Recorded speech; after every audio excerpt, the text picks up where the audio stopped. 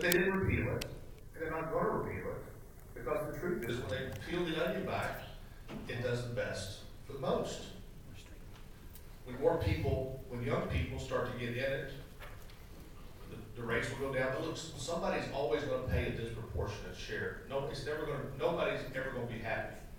I read a poll the other day that the Pope had like a 81% approval rating. Like, who are the son of bitches that are against the Pope?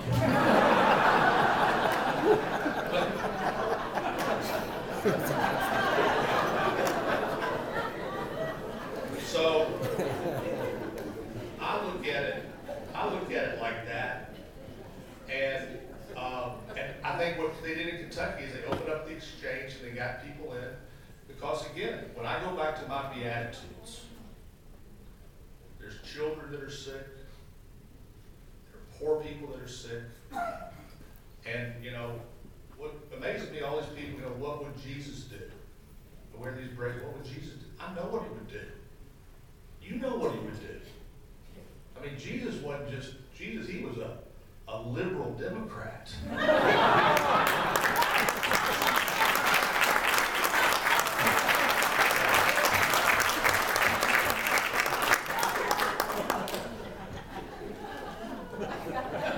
We have a last question here, so we can. Greg Wilson. Thank you so much for being here today and enlightening us in a way that only you can. I was thinking about whether you thought I had a class action suit for serving me a roast beef sandwich today, but what I really want to ask is, you let the ptomaine kick. It takes about an hour for the ptomaine to kick. You've accomplished so much in your life, personally, professionally. And you've not done that because you were indecisive. You've already conveyed to us your belief that you could win. What kind of job do you think you're doing today, convincing us that you're undecided?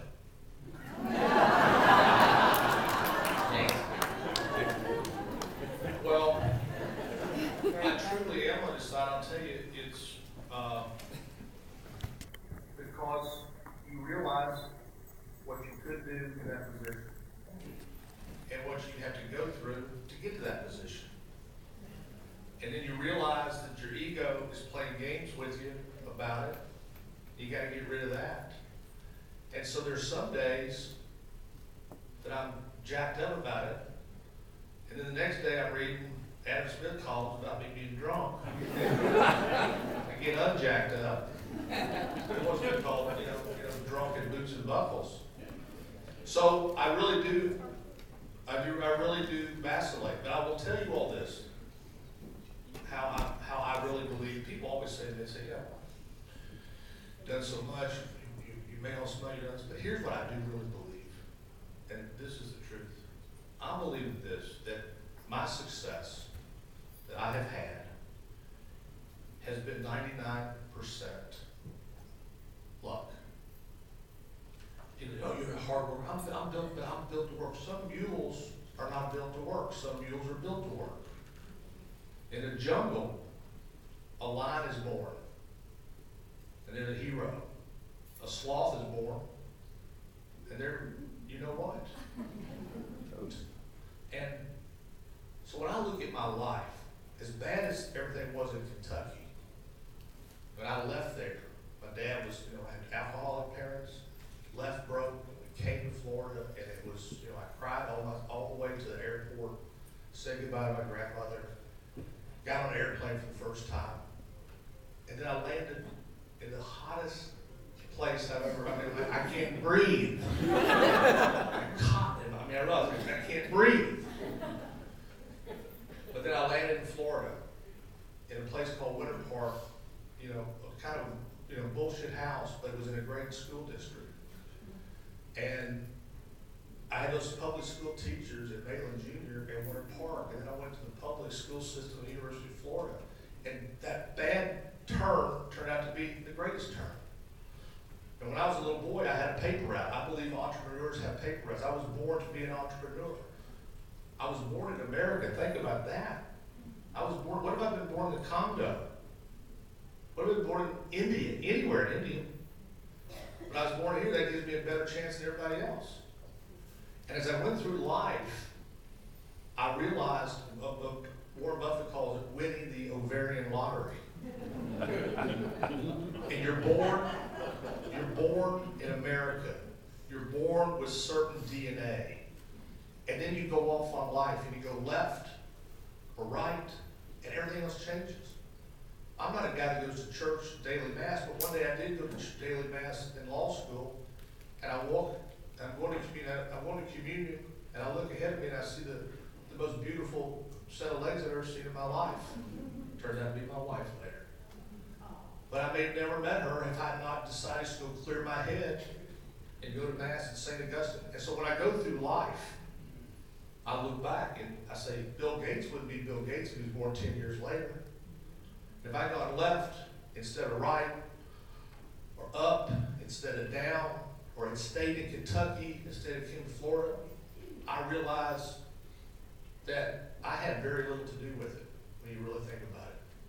And when you think about it that way, I think you should believe that you owe the fruits of those gains to the people that you live in the world with. One time I asked my wife a question. I said, let me ask you a question. I said, would you get rid of all of our money and all of our houses and jets and all the things we have if everybody in the world could have a house, 3-bedroom house, 2 baths, barbecue on the back, and a white picket fence? The whole world would have it. We'd lose all of our big stuff, and we'd just be one of those houses. And she said, well, now wait a minute here. Because she's a Republican, but she's generous.